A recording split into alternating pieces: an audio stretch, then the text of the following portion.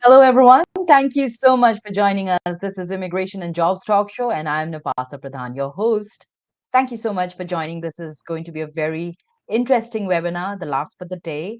But before we start off with the topic for the day, and also I introduce you to the guest, I have this important disclaimer, and that is by watching our videos, you agree and understand that the information provided by our experts and attorneys, including comments and replies from users, is not legal advice.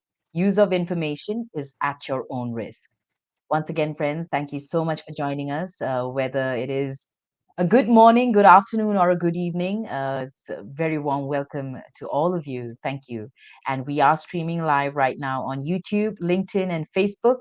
So if you have any questions, especially regarding this topic or anything related to immigration, feel free to drop them in the comments because we are going to be joined by our guest, none other than Attorney Chance Parvatineni. Thank you so much once again from SPB Law Firm, Dallas, Texas. Thank you, Chance, for joining us. How are you doing today? Hello, Nipasa. Pretty good, Nipasa, and thank you for inviting me over. And hopefully, we'll have a very productive and an informative session about immigration in general and employment-based immigration. And we can take up For any sure. specific questions from the audience and then take it forwards. Of course, we will. And since we last met, a lot has happened, right? I mean, we also had the second lottery announcement for H1B cap. So, what are your views on that? And what would you like to say? Maybe you can even explain the process and criteria, for the second round of selection for fiscal year 2025 and how it's different from the initial round. Sure. I think we had another, actually, we had a session last month about this topic, whether there would be a second lottery. Correct. We were discussing about it, and we did expect a second lottery because based on the number of filings that were happening and kind of the data that we were seeing in our law firm, talking to other attorneys and so on. So it looks like based on the number of filings, USCIS did not receive enough number of filings. They're supposed to get at least 85,000 H1B filings, and Yes, and apparently they they have run not short. received the full quota. So they were short. So they did announce publicly this week that they are going to go ahead and do a second lottery. And what that means is, in terms of process, the employers, the petitioners, the H1B, the petitioning employers, so they should Hmm. be able to log into their portal once the selection process is done, expecting that to happen this week. They should be able to Hmm. log in and find out who has been selected. And only the employers or their attorneys have access to the portal, to the H1B registration portals. So they can use their own company credentials, log in, and see who has been selected. And in terms of the process, the companies will have 90 days. So again, similar to what happened in the first round, uh, once the selection notice is out, they will have 90 days. So 90 days is when they can submit the actual H1B petition to USCIS. And what that means in terms of the process is the employers and the potential employees, the beneficiaries of the H1B petitions, they should work together, and the employers should gather all the documents from the employees, the potential employees. They should get their package ready, and they should submit it to USCIS. And USCIS has e-filing. The e-filing is not as clean. Still, I think they're very new into the e-filing process, so the website is a little bit slow. It's a cumbersome process, but there is Yes. e-filing available. And in our law firm, we used a mix of paper filings and e-filings, but it's up to the company. And if they get started well ahead of time, they can probably use e-filing so that way they don't have any surprises. And so the companies should probably look at their selection notices and go forwards. And H1B has a lot of compliance regulations. There are a lot of things where the companies have to comply. And what that means is they should probably talk to their attorneys, make sure they're in compliance, whether it's wage compliance, LCA compliance, releasing the LCA back to the employees. Every employer has to give the copy of the LCA to their employees. They don't have a choice. When it comes to the LCA, the labor condition applications, the application, Hmm. a copy has to be provided to the employee. So there are a lot of compliance related issues, and it's a good time that while they do the filings, they also ensure that they do an internal audit, make sure everything is in place, and then the main thing is ensure the deadline is met. there is only 90 days to file the case, and the deadline will be on the selection notice. The companies have to make sure that the second lottery selections, those H1Bs, are filed before the 90 days is up. Mhm. Right, right. Thank you so much, Chand, and for giving us that overview. And I'm sure folks out there are pretty ready and are excited because this is good news for many folks out there who probably couldn't make it to the first lottery and were looking forward for a long time for the second lottery. And do you think also a third lottery may happen this year? What are your thoughts, Chand? This year, I don't think a third lottery will happen because I think compared to last year, I think we are seeing more filings. Last year, USCIS came up with this announcement where they talked about huge fraud in multiple registrations. And last year, what Mm-hmm. happened is in the first round, we didn't see a lot of people file because there was a lot of USCIS was right about the multiple registrations. And when people saw the notice from USCIS last year, a lot of Yes. companies stopped filing because they did have this issue with multiple registrations. And in the second round of last year, what happened was they actually selected a lot. In the second round last year, Mhm. they did 80,000 selections. So normally there is not so much of scope, but last year apparently because very few people filed in the first round, second round did happen.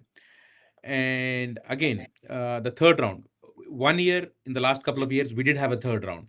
And normally we don't have a third round. And I don't expect Mhm. USCIS will have a third round because they do have enough data. They have seen how many people have applied, how many people have not applied. So they have the percentages. They know how many people Mhm. potentially might not apply.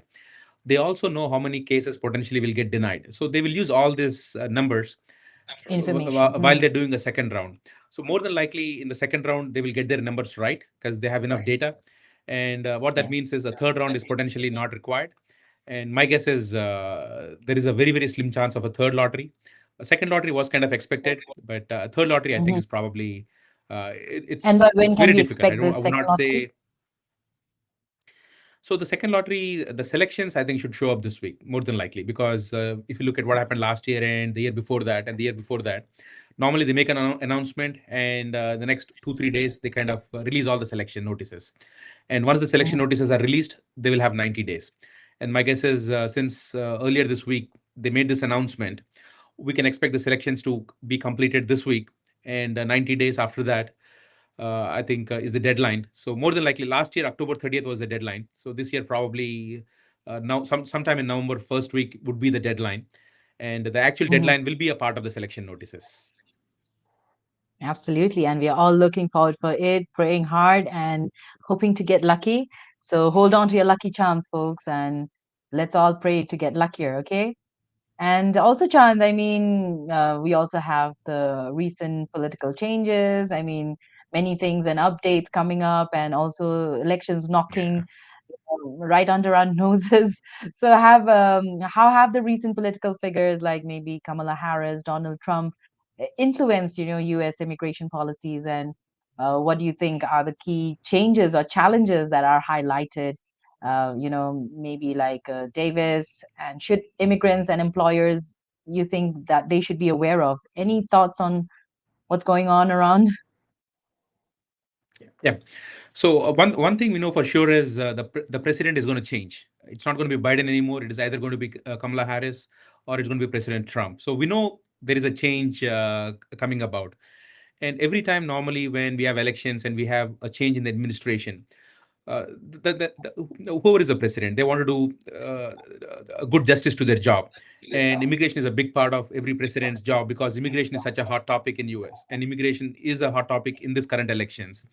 And people on both sides of the aisle, they're talking about making reforms in immigration to smoothen the process. We all know there are a lot of problems in immigration, which means there is always work to be done when the new president takes over.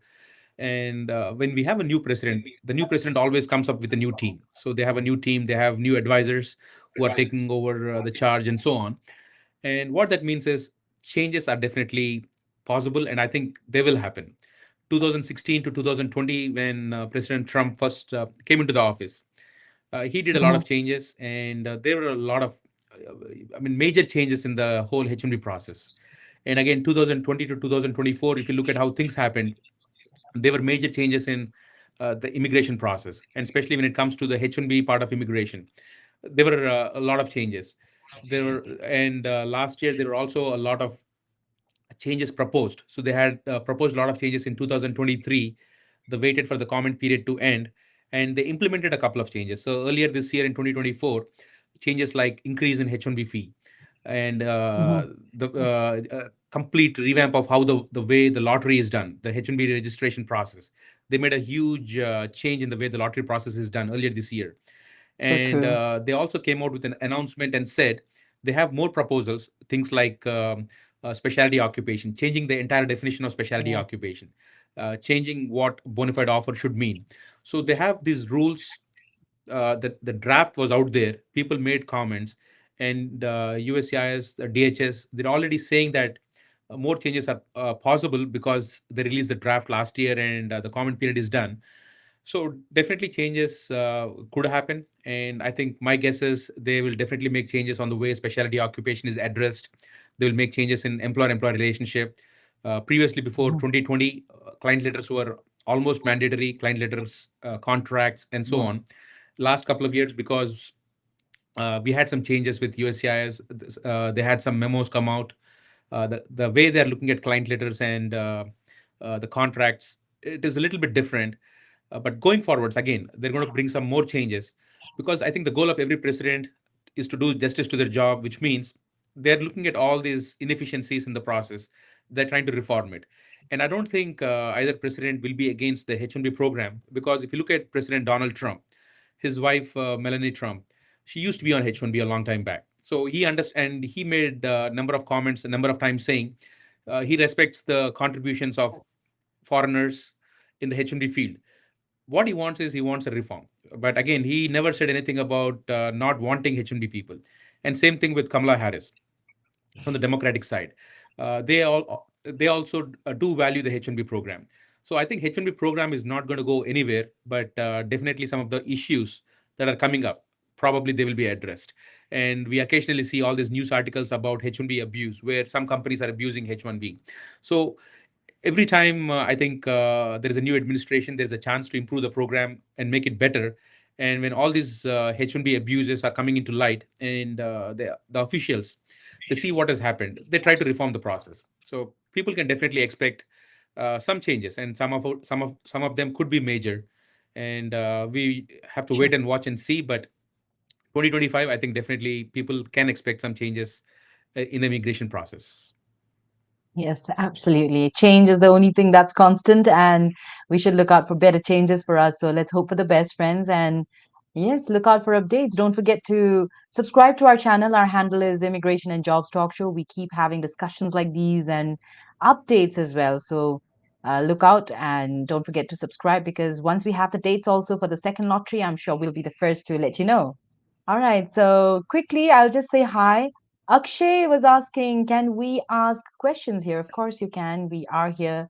So wherever, or you're watching us on YouTube, so feel free to drop your questions in the comments. We have chance for a while now, and we'll be very happy to take them up. And also a big hello to all you friends. Just stay with us, Vishnu, Vardhan, Pavan, and yes, we will take up your questions. Stay with us, all right? And without further ado, I mean, today's topic of discussion is what we are here for, and that is what are the hidden aspects of life for Indians in America. And this is the second episode.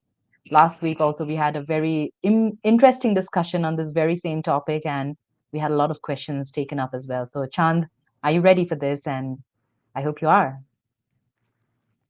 Sure, Ripasa. Yeah. All right, so let's go on. Now, I got this first question on under this topic for you, Chand, and that is, how important is it for Indian immigrants to understand local law and regulations, and where can they find reliable information? So the main thing is there is this concept of ignorance of law. So if somebody gets into any trouble with criminal law, they cannot go and argue and say, I was not aware of this law, even if it's a trivial law. So ignorance of law is not a defense to any criminal offense. And what that means is the government puts the burden on everybody to know the law. So one cannot say, I'm not an attorney, I don't know what the law is, so I made this accidental mistake. And things like overstaying your visa, for example. Some people accidentally forget to look at their I-94s. Not looking at the I-94s because they don't know that they're supposed to look at I-94s. Ignorance of that law. It is not going to help them if tomorrow they get in trouble. So what that means is, so the laws are very important, and in US we have this system of federal law. Uh, we follow the concept of federalism, and in federalism, what it means is we just don't have one central government making all the rules. We have the central government, which is the federal government. They make the rules, and then the state governments can make their own rules, and then the state governments give a lot of flexibility to the local counties, local cities to make their own laws. And in general, what that means for everybody is sometimes what that means is you have to follow the state law, you have to follow the federal law, you have to follow your local laws, you have to know all the laws. And I'll give you one example where a lot of people make a mistake sometimes in the state. For example, state of California, they say smoking weed, taking marijuana, a drug, uh, ganja in India. So the ganja, the marijuana, it's legal for somebody to consume it in California. The state law says it is legal. So if a U.S. citizen takes this drug, this ganja, this marijuana in California, they're not doing anything wrong because the state law says it is completely legal and nothing can be done to that person. And now, if employee on a H-1B visa, he does the same thing in California. He cannot say California law says it is legal because the federal law, the central government law says uh, these drugs are illegal. So what that means from an immigrant standpoint is you have to follow the state laws, the local laws, and the federal law. And you have to understand this concept of federalism in US, which means there are multiple pieces in the government system, and all laws have to be followed. So this is very important. And what that also means from an immigration standpoint is sometimes people uh, don't know the laws. And for example, just yesterday we had this article in Bloomberg. They were talking about rampant H1B abuse. They were talking about big companies. They were talking about big IT companies in India, the well-known names in India. They're talking about how these big companies in India, the names are there in the article. They're talking about the abuse. They're also talking about how the multiple registration lottery system was heavily abused. So, and unfortunately, a lot of times people get caught up because they didn't know the law, and they went with all these bad employers. So, overall, what it means to everybody is be aware of the laws, talk to your friends. Uh, Google is your best friend. Sometimes you have a doubt, go to Google because you might not have access to go to a lawyer each and every time you have a small question. So if you think you have an issue about some law, the best place to start research is Google because all the statutes and everything is online. It's available online. And you might be able to at least do your initial research. And if something is really bad, definitely I think always try to involve an attorney because US follows this concept of due process. So everybody has this due process, and nobody can be accused and convicted of a crime without due process. So knowing the state laws, knowing at least laws relevant to what you do in real life. So suppose if somebody is on H1B, at least knowing the relevant laws about H1B, H1B compliance, how you should not move places without filing an amendment, how you cannot just go and work from anywhere, how you're supposed to get paid like you're supposed to get paid, unemployment days, etc. So at least everybody will have their own unique situation. So look at your own unique situation and try to at least educate yourself with the laws in your situation. And doing so, you'll be in compliance with the laws of not only the state, local, but also the federal laws. Absolutely, very well put, Chand. And I would say you are very lucky if you have an attorney as your best friend, especially if that attorney is an immigration attorney, so that you can always go and find out your queries. But otherwise, like Chand has said, it's always good to read out more, do your research, or may Google your best friend sometimes, and yes, consult an attorney if your case is more complex. All right. Thank you, Chand. And also, since we're talking about the topic today, what are the hidden aspects of life for Indians in America? I have this other question for you, Chand. And I'm sure this is a question many Indian immigrants have. So, what legal rights do Indian immigrants have if they are accused of a crime? And how can they ensure these rights are protected? Sure. This is a very good question, and I think all people, and especially the immigrants, they should know what kind of rights they have because they can be accused of a crime at any point of time. For example, somebody is going on the road. You might have a police officer give you a speeding ticket. Speeding is a crime, so you never know. So it is always good to know your legal rights if you're ever accused of any crime. Maybe the crime is a small crime, something as simple as a speeding crime, a speeding ticket, and Hmm. sometimes it could be a bigger crime. Maybe you're accused of theft in a store. You never know. And so the first thing is try not to get into any situation where you're accused of a crime. And 99% of the people that I deal with, they are very, very, especially because I deal with a lot of immigrants, and most of the immigrants, they want to follow the rules because they understand that if they're ever accused of a crime and if they are convicted, their entire immigration career is jeopardized. So majority of Yes. the individuals, they do follow the laws.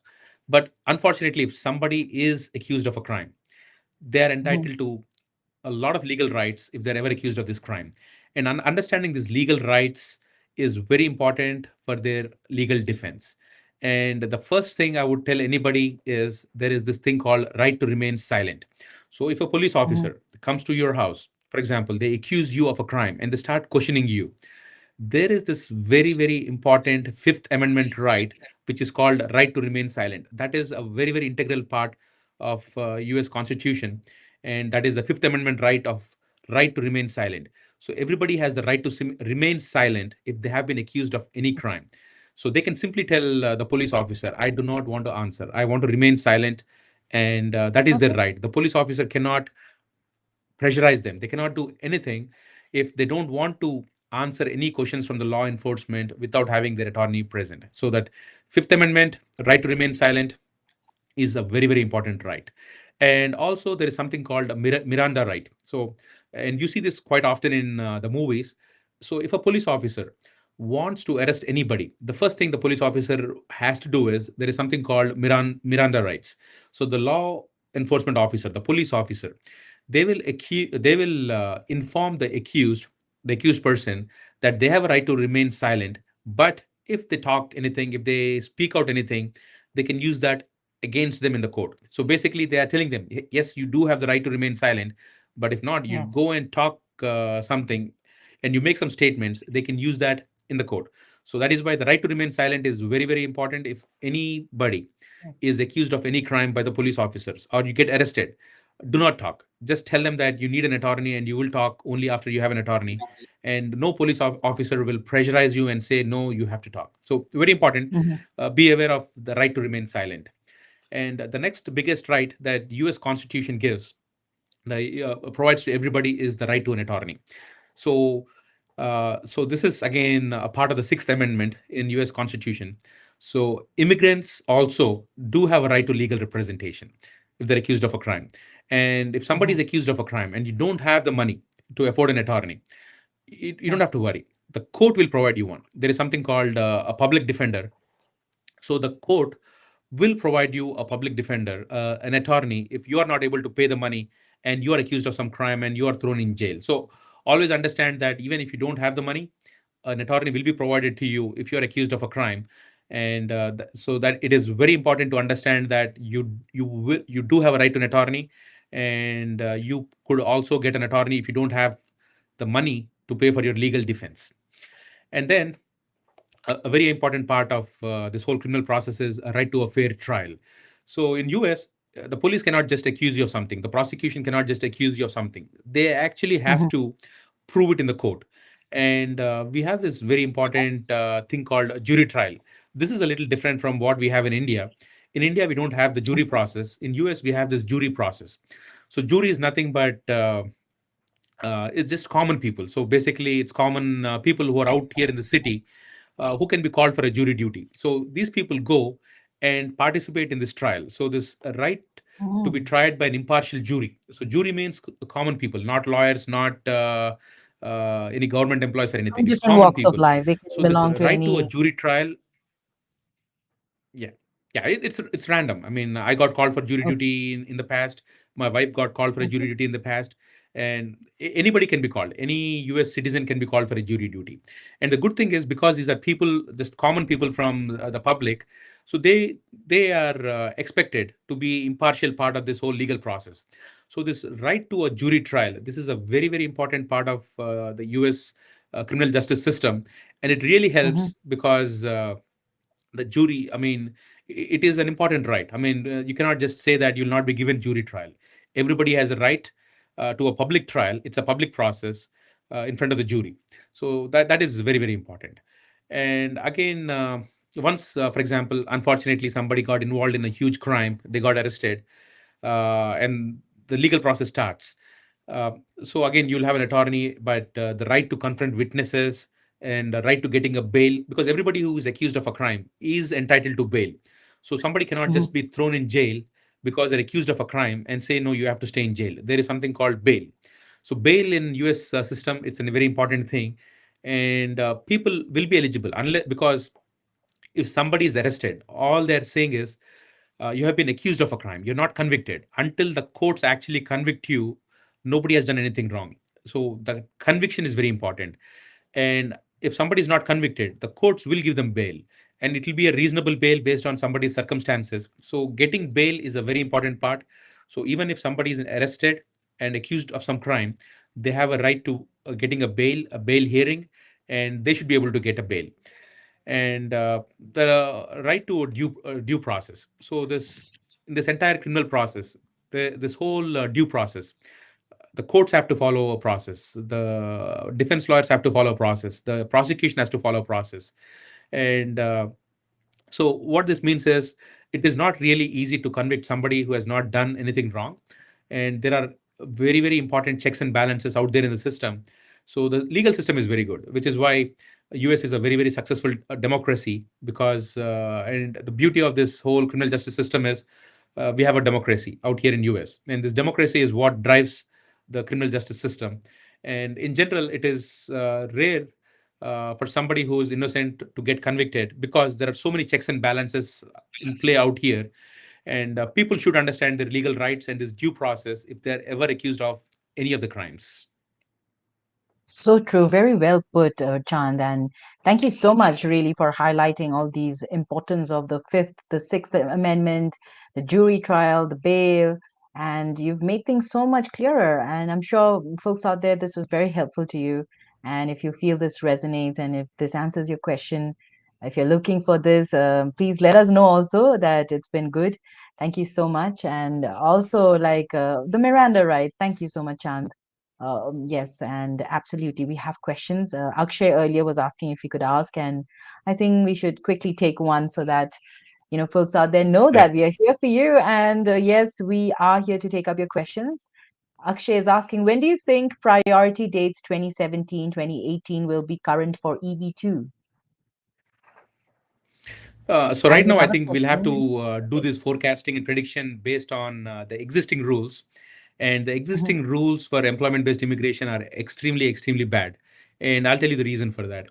So right now, if you're looking at priority dates, the EB2 priority dates are in 2012.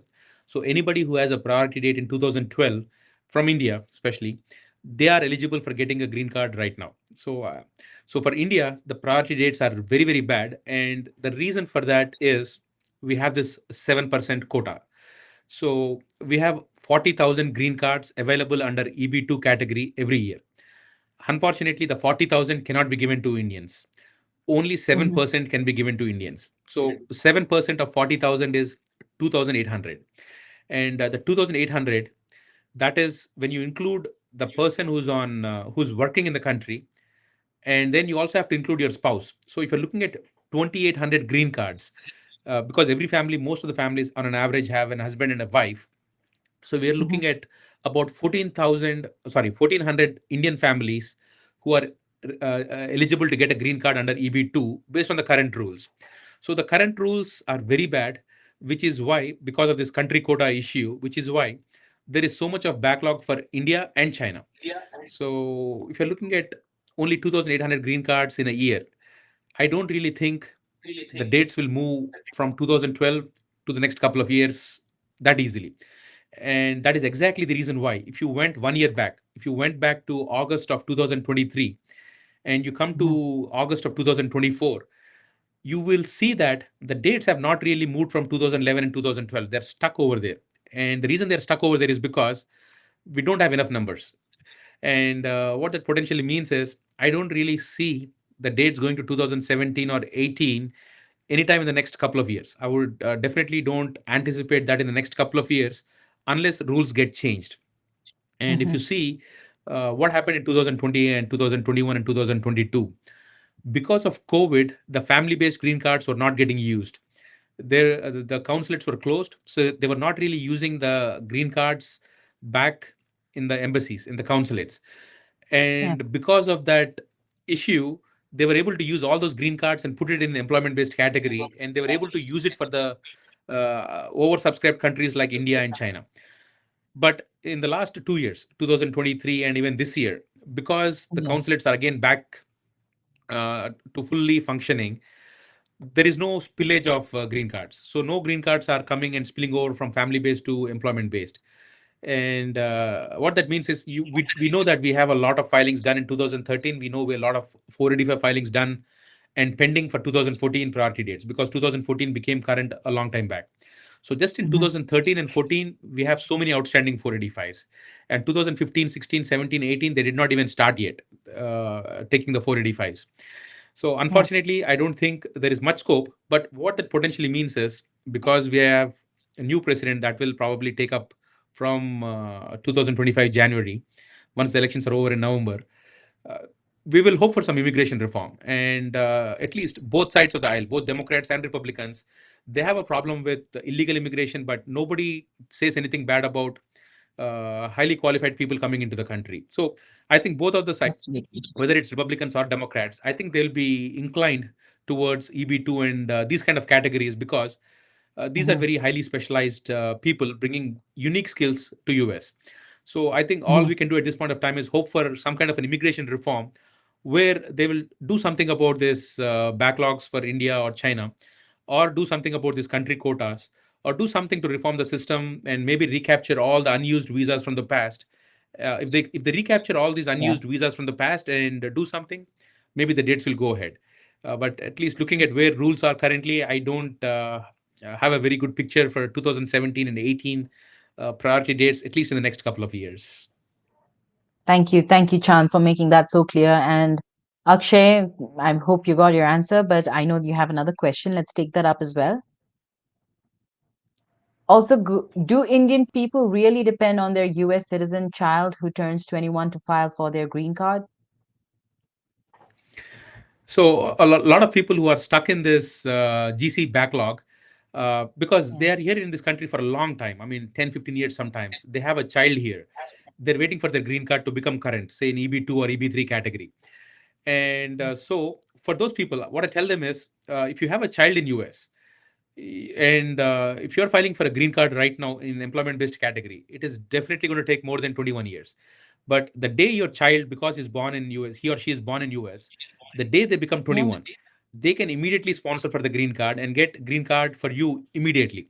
So if somebody has a child, when that child becomes 21 years old, based on the current rules, they can be immediately be eligible for a green card and get a green card right away.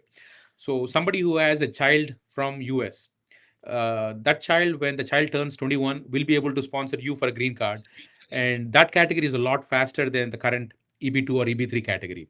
And that is the reason why sometimes people, because they cannot get through these backlogs, these GC backlogs. If they have a child who Yes. is a US citizen, they can definitely have that child sponsored for them and get a green card through them.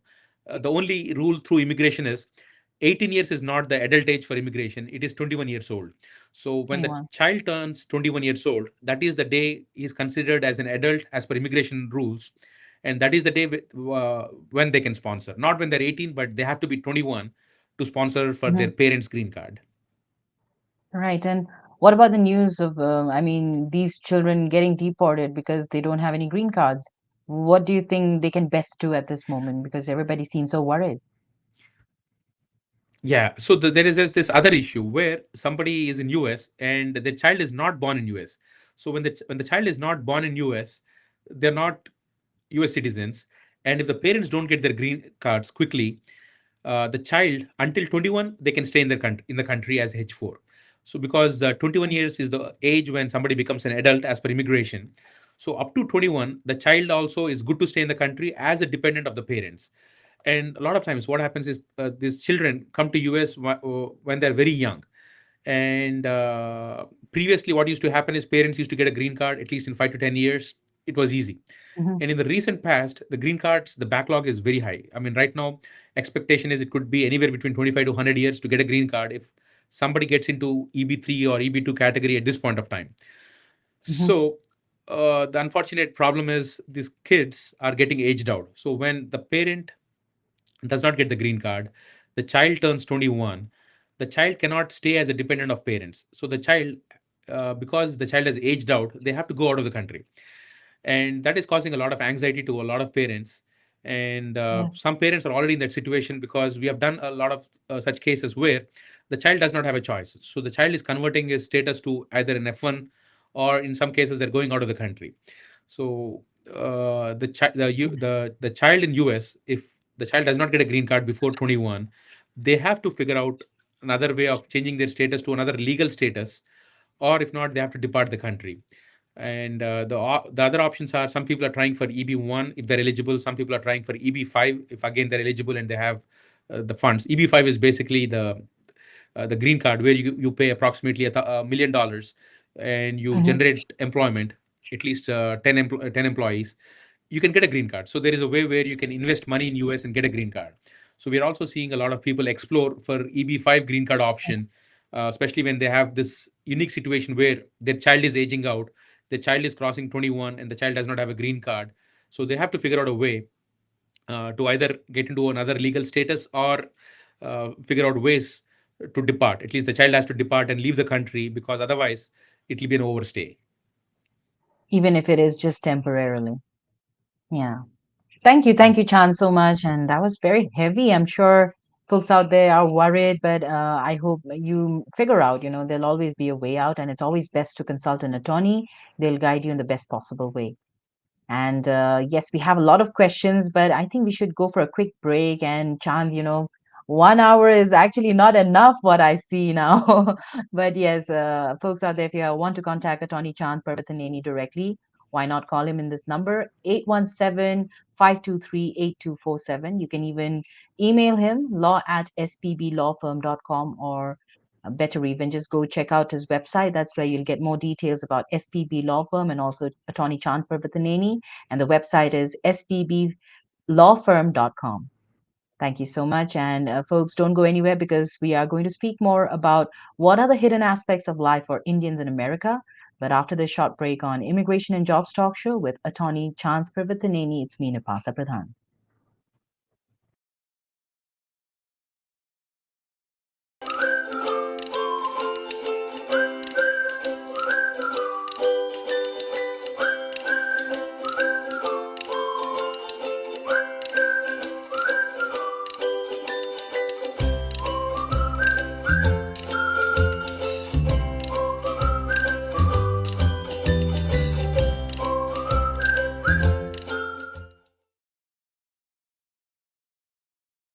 An IT consultant seeking a new opportunity? We offer job placement services for US citizens, green cards, EADs, and visa holders. We also sponsor various work visas like H1B, E3, TN, and green cards. 20 plus years of experience in the industry, exceptional employee benefits, highly rated by our employees. Global presence with 200 plus recruiters and direct clients. Connect with us. Call us in the number 408 335 6444 or mail us at nipa@higheritpeople.com or visit our website www.higheritpeople.com.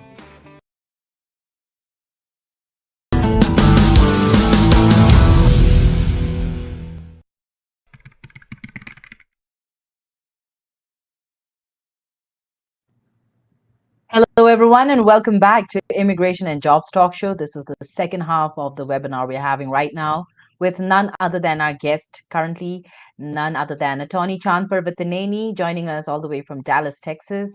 And today we are discussing about what are the hidden aspects of life for Indians in America. It's been really wonderful. I mean, not just this, we have discussed a lot about immigration broadly. I mean, the latest updates, the H-1B second lottery, and we have questions also taken up. And I think, Chand, we should take up some more from the audience. This is from Tarun Mehra.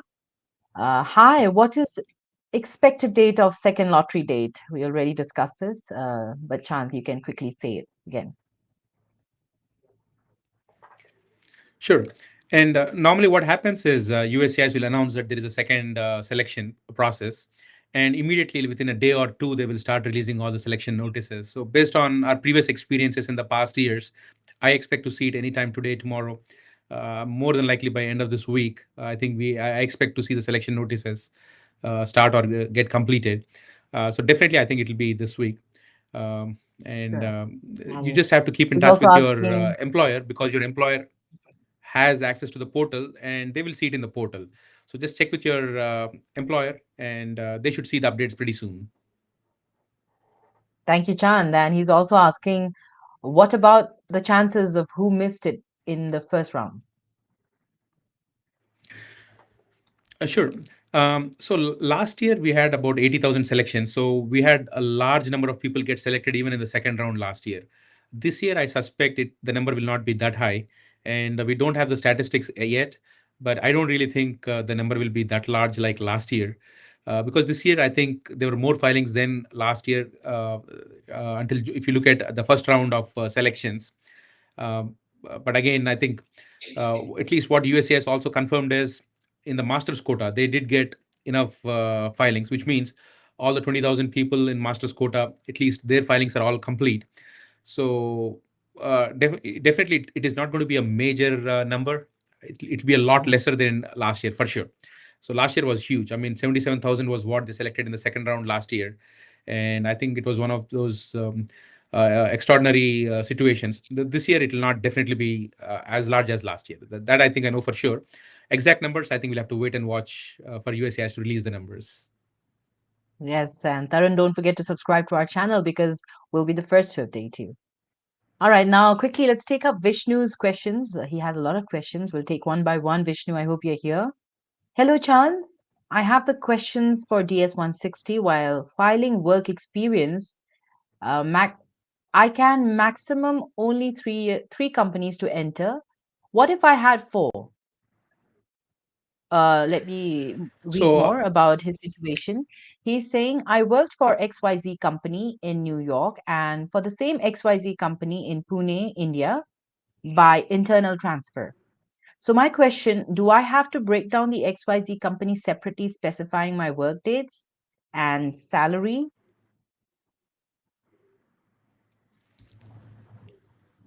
Okay, there's a second question as well. I took day one CPT program for one semester and went back to India.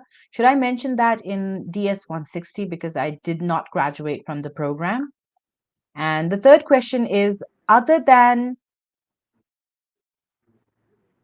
LCA, I-797, I-129, what other documents do I need to carry for H-1B consular interview?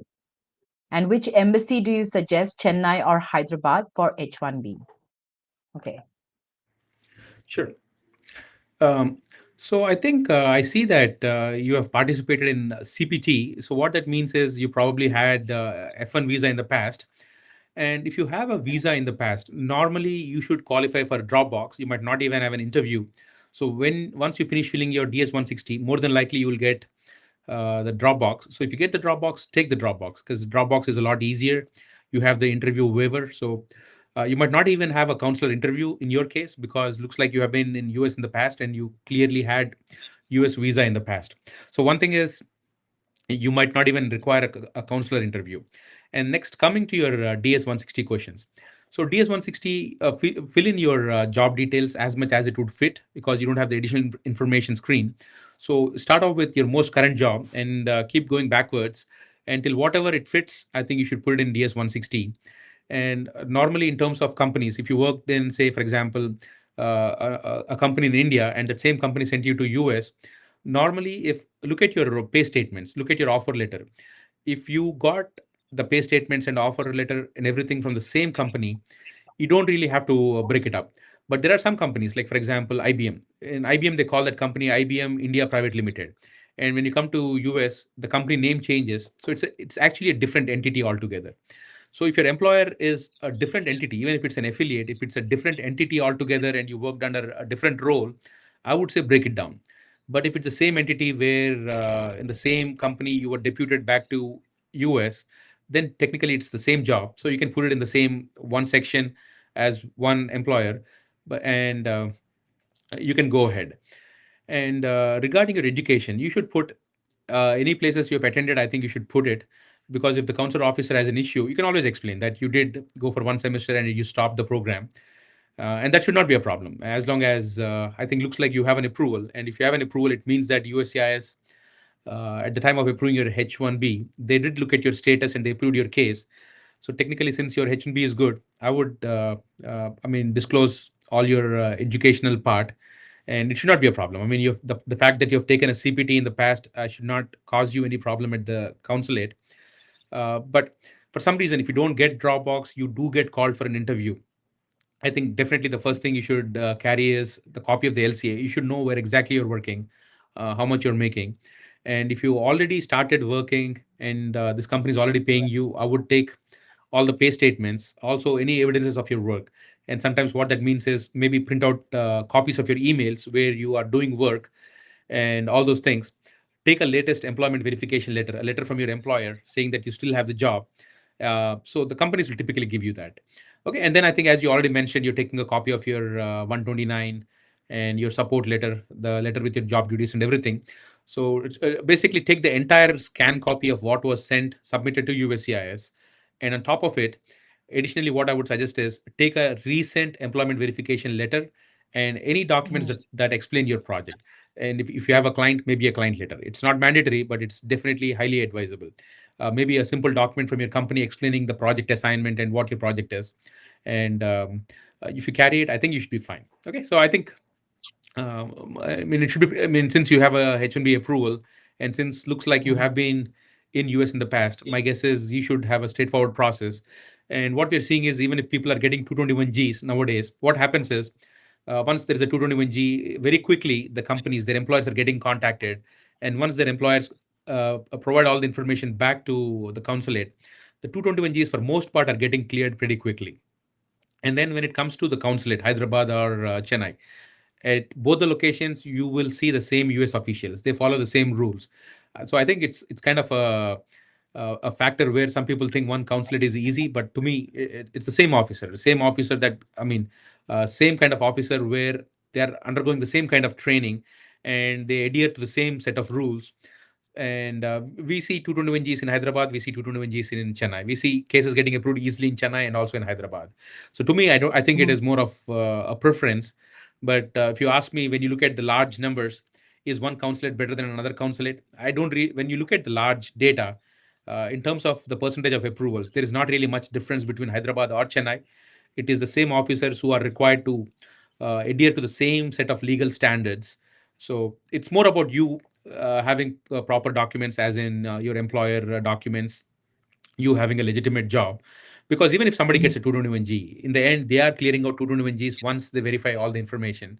So I would not worry whether it is Chennai or Hyderabad. What I would suggest is take the one where you're able to get a slot more quickly and which is more closer to you, because that way you'll get the process done quickly and more easily. Thank you so much, Chand, and very good advisors. I'm sure Vishnu, that was very helpful. All the best. Okay. And let's take up this next one. This is from Sandeep, also asking on YouTube. My son is on F1 OPT EAD. 90 days ends on September 29th. He did not get the job, but he got master's admission in another college. Please advise, how does that work? Is there a simple I20 update from college to college, or he needs to defer his admission and get new F1? Can he still stay, I think, in US if he has applied for F1, beyond his EAD 90 days after start date? Or should he go back to home country and come back again with F1? So normally what happens is if you already on F1, so looks like your son is already on F1, his service will be active. And when the service is active, in case your son wants to go and join another university, what happens is they go to this new school, or if it's the same school, and you will get a new I-20. So anytime you get an admission into a program, you will get a new I-20. And once you get a new I-20, your son should be able to go through the school authorities, and they should be able to simply transfer the service record to this new I-20. So they should be able to do it. And since right now he's in valid status, he should be able to transfer, and it is basically just getting the I-20 updated in service. And he should be able to work with the school and get this done, and he can start the school. So he will not be out of status because he has not crossed the 90 days of unemployment. So when you talk about 90 days, probably we're talking about the 90 days of max unemployment that you're allowed. And since there is like no denial on the case, the service is still active. The transfer should be very smooth, and he doesn't have to go out of the country and then re-enter. Simply get a new admission, work with the new school DSO to get the service transferred over, and that's probably the quickest way. And not worry about it. Okay, so it's only when people cross, when they fail to maintain status, or they get a denial for their OPT extension, that is when the service will be terminated and they will have to step out of the country. But right now, looks like he's on active F1 status. So if he wants any transfer, he just works with the school DSO, where he's trying to enroll, and they should be able to do it pretty quickly. Great. Great. Thank you. Thank you, Sandeep, for your question. And thank you, Chand, as well, for answering that and making it so clear. All right, Chand, this time I have a question for you from my end. And if you could tell us, how can have, sorry, how important is health insurance and what should Indian Americans consider when choosing a plan? Sure. I mean, health insurance, I think at least in US, I think every, I think family should have health insurance, especially when you're a non-immigrant on an H-1B. The reason is medical expenses are very high. And the Mhm, good thing is because most of the people who are on H-1B, I mean, most of the immigrants, Indian immigrants in US, they are working on H-1B. What that means is they have an employer, and majority of the employers do have some health insurance plans, and every employer will have their own set of health insurance plans, and they should be talking to their employer and try to get enrolled in these employer plans. If they go outside and get their own health insurance, it's a lot more expensive, and if they participate in the mhm, employer plans, it's a lot easier. So everybody who has an employer should be at least checking with their employer to see if they have a plan, and get enrolled, because every employer will have a limited set of plans, and they will be able to check and see what is best for them. And for people whose employer does not offer plans, there are outside options, and they should be able to get health insurance outside. And mhm. you're normally looking at what kind of uh, a monthly pay you're supposed to pay, what kind of deductibles you have, and so on. But the bottom line is, yes, you should have health insurance. If your employer offers it, I think that's your best case scenario. If your employer does not offer it, probably go outside and then try to at least get one. Okay. Thank you so much. Thank you so much, Chand. And also, like, another question is, are there any cultural, of course, there are cultural misunderstandings sometimes, but some that may lead to legal issues for Indian immigrants, and how can these be prevented? Sure. So there are like some very common cultural misunderstandings, especially when it comes to Indian immigrants in US. And Mhm, the first and most important thing I typically see is the domestic disciplining, and the way the kids are raised. In Indian culture, physical disciplining of a child, sometimes, I mean, most of the time, it is considered acceptable because it is disciplining, not really child abuse. And in US, sometimes when it comes to a point when there is physical discipline, I mean, once it crosses a certain line, it could be child abuse if the child is especially getting hurt. So this is, I think, one important thing where a lot of Indian immigrants who are coming into US, when they have children, they have to be very cautious. The mhm, way children are physically disciplined in India, where things might be considered normal in India might not be considered acceptable in US. Sometimes it could even Mhm. lead to criminal charges, child abuse charges. So very, very important. I mean, child disciplining, you, I mean, would have to kind of ensure that you are following the local rules. Another Mhm. common issue is domestic violence. Cultural norms and the gender roles.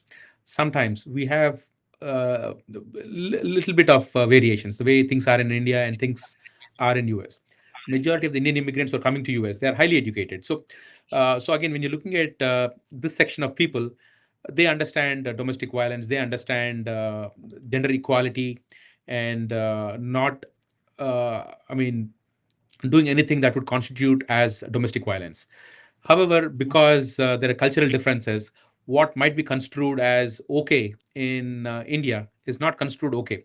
I just recently had a case 2 weeks back, and this person and his the better half, they were fighting with each other, and all of a sudden, I think there was some domestic violence, and this person slapped his other half. It was a very spur of the moment kind of a thing, but eventually they went back home and they were okay with it. However, somebody else Mhm. saw this happen because it was in public. They complained to the police. Police came and arrested this person. So, what is okay in India? Just because the wife does not complain and make I mean, file for charges, does not mean anything. So, domestic violence is completely a big no-no. So, people have to be very, very cautious. I mean, whether it is mental abuse, whether it is physical abuse on their better halves. So be very, very cautious about domestic violence, which is issue we keep on seeing happen back and forth. So these two are the most common issues that I normally see, where culture plays a very big uh, part Yes. because of the way these things are seen. And also another Mhm. thing I see, which I did see in my law firm, is the dowry issues. So dowry is not a big issue; is actually a non-issue in US, but dowry does happen in India. We all know that it does happen in India, and in US, the way it would come into the legal aspect is sometimes if somebody is being pressurized for around dowry, there is something called force and coercion and blackmailing. The concepts, these are criminally big issues. So somebody having a dowry issue might have a big case around blackmail, coercion, and so on. So dowry is also another big issue. But again, most of the people we see nowadays are highly educated people. So I don't see this often at all. But again, it's something that people have to be aware that this dowry kind of issues, this casteism kind of issues, because there were recently big news about the casteist behaviors. There was big news. I mean, if you saw the news in the last 1 year, this caste things came out. People actually had a lawsuit filed about caste discrimination because theoretically there is no caste rules around caste discrimination in US. But because I think some people were discriminated, and definitely I think there is some kind of caste discrimination that sometimes does happen, not on a wide scale, but it does happen. So people, cultural differences. When somebody is coming from India or any other country to US, you have to be very, very cautious about this discrimination rules, this domestic violence, child abuse, this gender roles, where sometimes in the back in their home country, females and are looked at differently. But again, Yes. people have to be aware of all these things. But luckily, I think we are dealing with a lot highly educated people. So this issue is these kind of issues are really minimal, but I think everybody should be aware and never ever get into that kind of a situation where these cultural differences are causing them to get involved with the criminal justice system out here in US. So true, so true. And John, that leads me to another question, and that is, are Indian immigrants more susceptible to certain types of crimes out there, and such as fraud, hate crimes, and what can they do to protect themselves if they are in the United States? Sure. I mean, immigrants, not just Indian immigrants, I think immigrants in general are highly susceptible to crime. And the reason I see is sometimes immigrants, if somebody does something wrong against them, so for example, say a female, for example, Mhm. and she gets, I mean, there is like workplace discrimination for some reason. The thing Mhm. is, when it's immigrants, a lot of times because of stereotypes of how you don't want to go into the public, how you don't want to file charges and get involved. So a lot of times, this misconceptions because they have experienced other cultures. I mean, they have not been here for a long time. Sometimes the way people look at from complaining and going to the police or going to the authorities, uh, sometimes they don't take a step forwards. So because of these reasons, sometimes there is a good chance that they are more susceptible to crime. I mean, I've seen cases where people were called on the phone, they were threatened, and they were blackmailed for money. And the people thought somebody, like a police officer, was calling from the other side, and they lost money. So we saw a lot of cyber crimes. So because people think that immigrants are vulnerable because they're not in this country for a long time, they don't know the criminal justice system, they don't know whom to report, and so on. They tend to. There is a good chance that sometimes people might be taken advantage of, and sometimes even hate crimes. But again, what people should do is people should know their rights, and if there is any issue, know that there is a very good criminal justice system out here. There is a good process out here. You can go to the authorities, and going to the authorities, you don't have to worry about any negative repercussions, and you have legal rights. But the thing is, you have to enforce your legal rights, and everybody should understand that enforcing legal rights will not cause them into any kind of a problem. Whether you have a problem with your employer, whether you have a problem with somebody else, uh, your legal rights are actually more protected if a crime has been committed on you and you go to the authorities. If you don't do anything about it and you sit tight, not only will it impact you, but it'll make the person who has committed this crime, it'll make him or her more bold, and they will commit that same crime with somebody else. So just be aware of your rights. Everybody has rights, Yes. and be aware that authorities will act if you report to them, and you will not have any negative consequences. So utilize your rights. That's all I think I should say to protect somebody. Thank you, Chand. Thank you. And I think this brings us to the last question, and we will take this up from the audience. Chand, thank you. So far, so good. This is from Pavan Kumar asking on YouTube. As the Indian government implements new policies like the Citizenship Amendment Act, how are Indian immigrants in the US responding to these changes, and what implications do they see for their own status and identity? Yeah. So, and again, India is a sovereign nation. So, India has complete right to make whatever laws they see fit. And India is a very, very vibrant and a successful democracy, just like US. So, when US makes laws and India makes laws, I think they're trying to do the best for their own countries. But again, when somebody is an immigrant and they're in US, so what happens is somebody comes here on a visa. So either they're on a H1B or some other visa. And again, as people like staying in US, the normal transition is people go through the process, they apply for a green card, and they get a green card, and they eventually become a US citizen. And so during this process, if India is making some rules, these Mhm. rules might impact people living in US, because the Yeah. rules could impact somebody who takes up US citizenship. For example, for somebody like me, I took up US citizenship a long time back, about probably 15 years back, and I had to surrender my Indian passport. I had to basically do something. I had to basically apply for a PIO card back then, and then rules changed. I Mhm. had to apply for an OCI card, and what that means is India as a country, they make their own rules, and it is for people like us to know the law and ensure that we are following the rules. So for example, so if I go to India, I cannot just buy any property. There are rules on buying agricultural land and so on. So what that means is, if people are in US and Indian government is making rule changes, it is highly important that if somebody has an interest in India, they have to be aware of these rules and make sure they comply with the rules.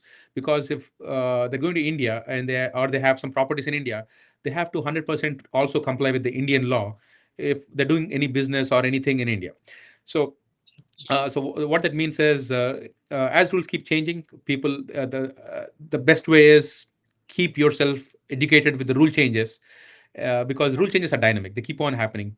Things keep on getting reformed. So as rule changes keep on happening, know what is the change, how things are changing, how it impacts you. Because our goal, as common people, is to ensure we follow the rules. So governments make rules. We just have to make sure we follow the rules, and then keep moving ahead. Absolutely. And if you're belonging to two countries, India and America, or America and some other country, you have more rules to follow from both the countries. So make sure of each and every one of them. Do your research properly, stay educated, have sound knowledge, especially about the rules and regulations regarding immigration and crime and everything in that country and from your home country as well. And absolutely stay safe and stay true to yourself and to everyone around you. Thank you so much, Chand, for today. It was really such a pleasure having you discuss 2 episodes with us. What are the hidden aspects of life for Indians in America? It was really nice, to have your thoughts, your insights, and maybe you could give us an end note to wrap up the session to all the viewers out there. Would be really nice. Sure. I think the good thing is the immigrants. I mean, if somebody is coming out of India to become an immigrant in another country, whether it's US or another country, it's because they want to Yes. work hard and kind of do better and better themselves and their careers. So what that means Yes. is people should focus on doing the right thing, working hard, and stay away from crime as much as possible. We know that most of the people do stay away from crime, but again, I think at times like this, it is good to just kind of look around and see what kind of mistakes people are making. And if people make some mistakes, just try to make sure that it's a good lesson and one does not repeat. And Yes. staying abreast with all these news articles and seeing what's going on is a good way of educating ourselves and making sure we comply with the laws of the country we live in, and make sure we don't get into any of this criminal justice system mess at all. So by never even giving a chance, by getting into that kind of a system where you have to be accused of a crime, if you don't even get into that situation, you don't have to worry about anything. And again, US as a country, it encourages hard work, and if people work hard, they have numerous opportunities, and we have seen that numerous times. Mm. And if you see people like Kamala Harris, her mom, she was from India. Yes. If you see our the vice presidential candidate's spouse, Usha, her parents. So again, US, it's a great country. I mean, the government puts so many restrictions on discrimination and all these things. It makes it so clean, so people can actually flourish if they want to work hard. And there are numerous examples in US where people have risen to the top political, either it's politically or on the business side. So it's a good opportunity. US is a good opportunity for everybody. And the only thing is, you should work hard and never get involved with any kinds of crimes. That is the only thing that everybody should keep in mind. Very well put. So I may sound like a parent right now, though I'm not one. But yes, don't get distracted, stay focused, and keep working hard, I would say. Thank you so much, Chand, for doing this. It's really good to have you once again today on our episode, this webinar. Very insightful. And folks out there, if you want to contact Attorney Chand Pravathaneni directly, why not call him in this number, 817-523-8247. And you can email him if you have any queries, want to contact directly, tell him about your case, your status, mail him at law@spblawfirm.com, and definitely go visit his website, spblawfirm.com. Thank you, Chand, once again, and I hope to see you in the coming week once again. Thank you, Nipasa, and thank you, everybody. Thank you. Have a great day, Chand. You too, folks. Thank you so much for joining us. Really lovely to have your questions. And don't forget to subscribe to us. And our handle is Immigration and Jobs Talk Show. Feel free to also follow us on Facebook and on LinkedIn. The same handle, Immigration and Jobs Talk Show. Was really lovely having you, folks. Don't forget to subscribe because we keep having discussions like these and we keep having the latest updates on immigration. And thank you so much for joining us. If you have any further questions on immigration or jobs, and maybe you're looking for a project placement, green card, EAD, anything related to immigration, please feel free to contact me as well. My number, where you can also WhatsApp me or call me, is displayed on the screen. My number is 408-335-6444. And my email address is nipa@hirightpeople.com. And to get to know more about us, please visit our website, www.hirightpeople.com. And yes, thank you once again. Have a great day ahead. This is Nipasa Pradhan signing off for now from Immigration and Jobs Talk Show.